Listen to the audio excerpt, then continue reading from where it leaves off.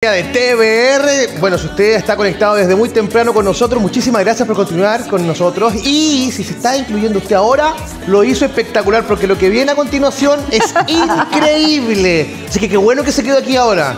Qué bueno que no se fue y no se puede ir, lo tiene absolutamente prohibido, porque ahora hablamos de cine con Julio Bustamante. Julio, bienvenido. ¿Cómo están, chiquillos? Bien. Gusto estar nuevamente acá con ustedes. Un placer siempre, tenerte acá en nuestro estudio, porque Feliz, cuando vienes Carlos, tú, un gusto. nosotros quedamos ahí con la boca abierta. La idea es hablar de cine y bueno, nos acercamos a la época de la Navidad y qué mejor que hablar de cine navideño. Me encanta. Es un buen motivo para hacer cine.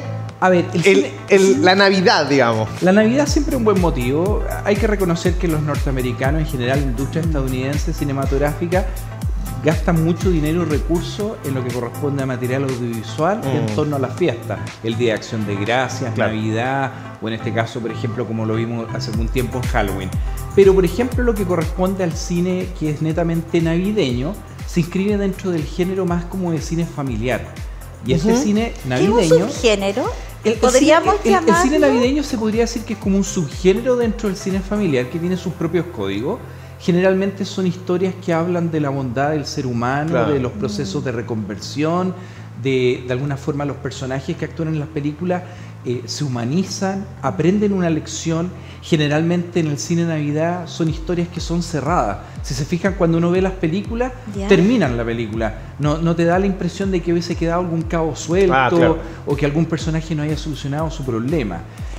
También otra cosa, en el cine navideño en general, los arquetipos, los tipos de personajes son muy fáciles de identificar. Está típica la persona que puede ser un personaje más egoísta, que cambia, mejora en la Navidad, se comunica más. Y las películas navideñas tienen que ver mucho con ese tema de la conexión emocional con las otras personas. Por ejemplo, se podría decir que la gran influencia del cine navideño corresponde a un cuento de Navidad de Charles Sí. Dickens, donde ahí está toda la historia de Ebenezer Scrooge, etc. Sí. Y muchas de las películas navideñas, algunas toman libremente aquel relato, otras veces las cambian, lo modifican, pero tienen más o menos como una trama, una historia muy similar en varios géneros. Y para hablar de la primera película navideña, qué mejor que Gremlins. Ay, me encanta. Gremlins es una gran película, es del año 1984, el mismo año que se estrenó Cazafantasma. La dirige Joe Dante, un gran director de cine, más de cine como B, de cine de terror, de ciencia ficción, y la produce Steven Spielberg. Y esta película, Gremlins, bueno, fue muy famosa en su época, el año 84, porque muestra a esta familia, interpretada por actores que no eran tan conocidos en la época, que el personaje del joven recibe un regalo de Navidad, que era esta figura, este monito de alguna forma, que se llama Gizmo, que es muy adorable, le encantaba a la gente de la época. Bueno, y finalmente Gizmo no podía ser mojado en la noche, porque si se moja, si se moja, salen de las o aparecen 12 de la noche. otros monitos, salen de su cuerpo. Se reproduce. Y si esos monitos comen en la noche, Peor. se transforman en estos monstruos raros, liderados por el personaje de Rayita, que era Gremlin, maloso. el maloso que tenía como Sí. una línea blanca de pelo en la cabeza, que era muy distintivo. Esta película es interesante, una película que recaudó casi 150 millones de dólares, fue un exitazo de taquilla, creó también una franquicia, es parte de la cultura popular estadounidense. Es interesante, Steven Spielberg trabajó en esta película como productor y muchas veces la gente cree que porque Spielberg participó tuvo un control máximo de la historia de la película, y no es así.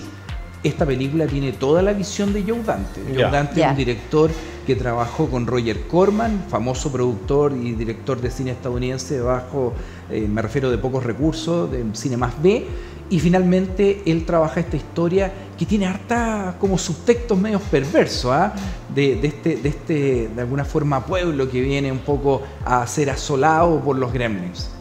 Julio, cuando hablamos estoy tratando de situarme un poco en el subgénero de Navidad, como para entender este tipo. Por ejemplo, cuando hablamos de subgénero de Navidad en películas como de corte familiar, ¿nos salimos de lo que es fantasía? ¿O fantasía está incluido también? ¿O de acción también puede estar incluida?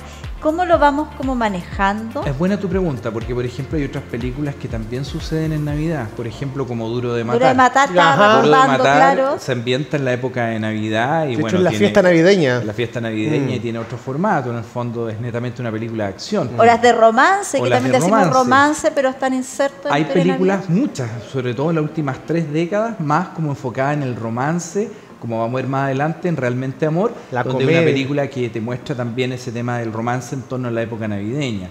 Pero, por ejemplo, lo interesante también de Gremlins, que es una película que apenas utilizó efectos especiales digitales.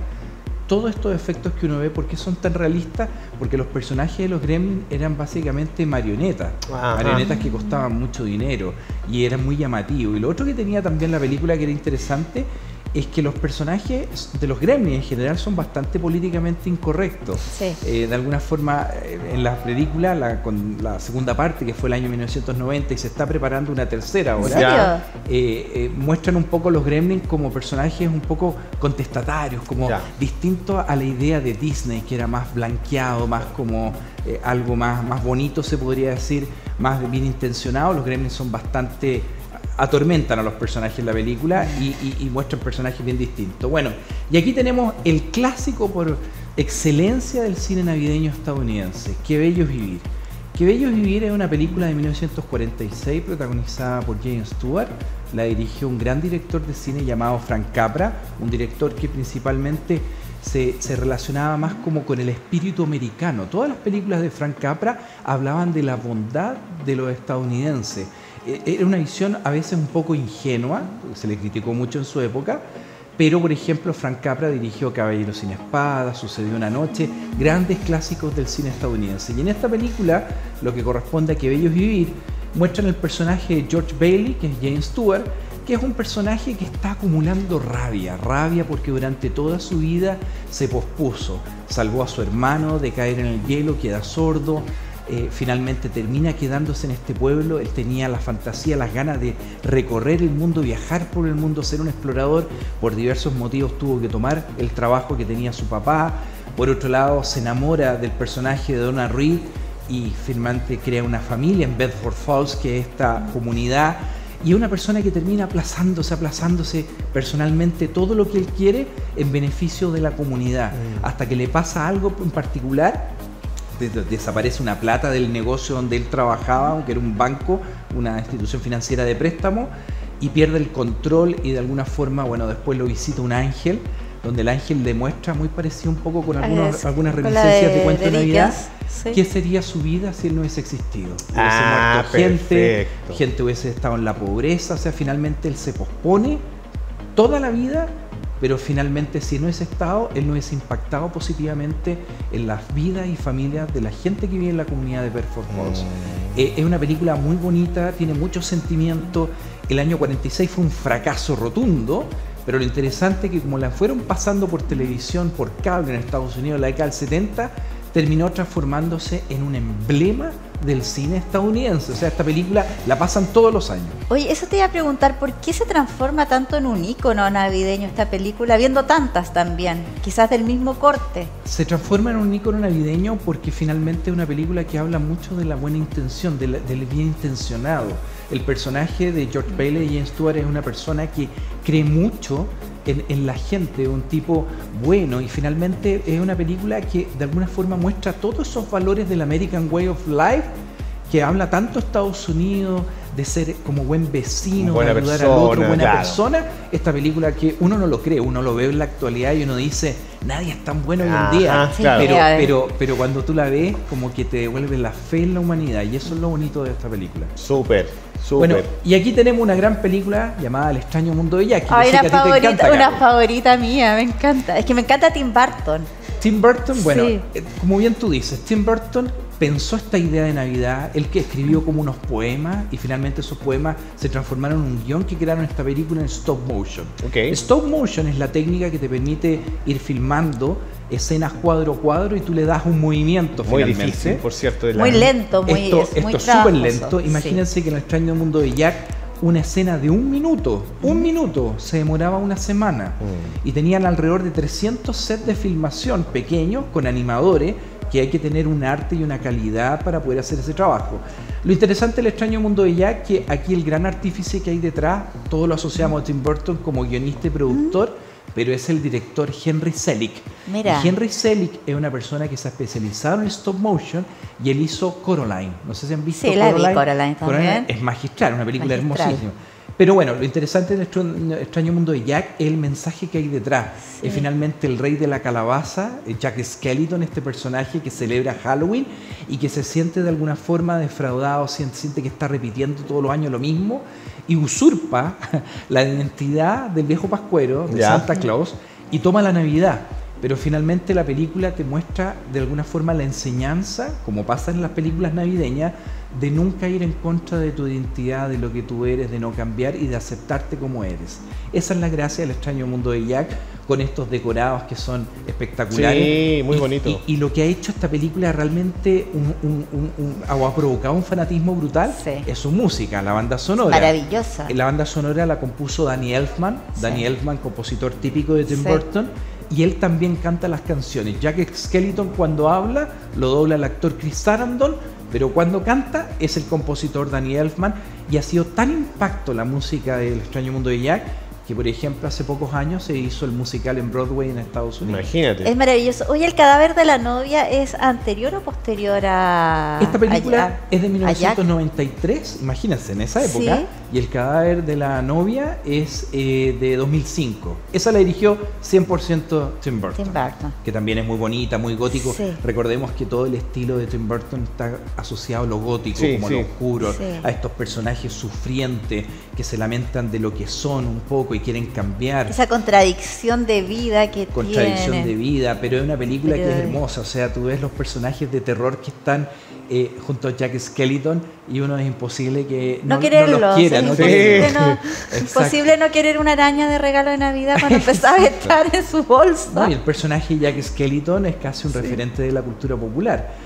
Incluso por ahí había algunos rumores de poder llevarlo esto al cine en formato carne y hueso, pero bueno, son cuestiones medio extrañas. Qué difícil. Porque habíamos visto a Johnny Depp ahí de... Claro, exacto, porque trabaja con Tim Burton, pero lo interesante en el Extraño Mundo de Jack es finalmente eso, la técnica del stop motion. Sí, claro. Que hoy en día estudios cinematográficos como Laika lo hacen muy bien. El stop motion es realmente un tipo de cine de animación que vale mucho la pena ver, sobre todo a los niños, a las nuevas generaciones.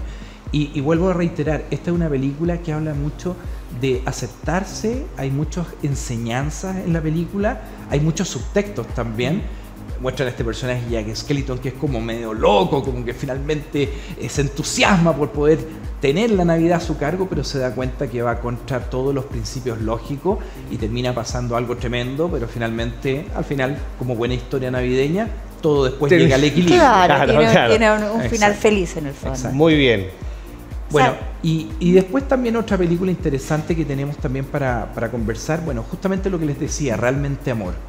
Realmente Amor es una de las películas más vistas del último casi 20 años, va a cumplir 20 años en 2023, película romántica 2003, que muestra esta historia de distintos personajes, una historia coral. Cuando las películas son historias coral, como el cine de Robert Altman, es una historia que está protagonizada por diversos actores. Actúa Liam Neeson, Keira Knightley, Andrew Lincoln, el protagonista de Walking Dead. Bueno, varios personajes que finalmente convergen en las fiestas de Navidad y cada uno tiene su tema amoroso. Por ejemplo, hay un personaje que enfrenta una ruptura amorosa, un divorcio, la muerte de la mujer de uno de los personajes que era Liam Neeson. Por otro lado también a un primer ministro interpretado por Hugh Grant también que se enamora de su secretaria. Realmente impresionante, pero a las mujeres les gusta mucho, a los hombres también, pero a las mujeres les gusta mucho esta película, es una de las más vistas de las plataformas de streaming. Y hay que decirlo que uno la puede ver una y otra vez. Y no se aburre. Muchas veces. Y lo interesante de esto, bueno, esto ya es cine británico, porque acá el responsable de esto es el director Richard Curtis, que él fue el guionista de Cuatro bodas y un funeral y de un lugar llamado Notting Hill y del diario de Bridget Jones. Entonces tiene todos esos elementos de la comedia romántica británica, que es como uno dice en y que vemos a Hugh Grant también ahí en toda la línea de sus películas. Exacto, todas sus películas, toda su historia de alguna forma como actor ha pasado o ha interactuado con Richard ¿Novia Curtis. Fugitiva también o no? Novia Fugitiva no. Novia Fugitiva ese es Richard Gere. Ese es de ya. Pero por ejemplo, lo interesante acá es que tiene, como se dice en cine, tiene charming. Eso es como el típico humor inglés, que es un humor más delicado. Por ejemplo, las películas navideñas estadounidenses generalmente son es un humor más escatológico, más vulgar, si quieren ponerle un nombre. De caídas, es como slapstick. Pero por ejemplo, el humor de alguna forma británico en estas películas tiene que ver más con las palabras, el diálogo, la relación con los personajes, las distintas historias de amor. Lo interesante realmente, amor, esta escena es icónica, cuando Adrian Lincoln le demuestra su amor a Keira Knightley, que está casada con un amigo de él. Bueno, pero lo interesante de realmente amor es que finalmente todo el público se puede sentir representado por las distintas historias de amor que por una de ellas en la película. Sí. A mí me ha pasado esto, a mí me ha pasado esto otro. Bueno. Y volviendo justamente a lo que decía Giancarlo del cine estadounidense, que es un poco más slapstick, más de comedia física, bueno, qué mejor que Mi Pobre Angelito. Clásico de Navidad. Clásico de Navidad. Mira, yo todavía recuerdo cuando la fui a ver al cine con mi papá en el Cine Imperio en la Quinta Región. Ok.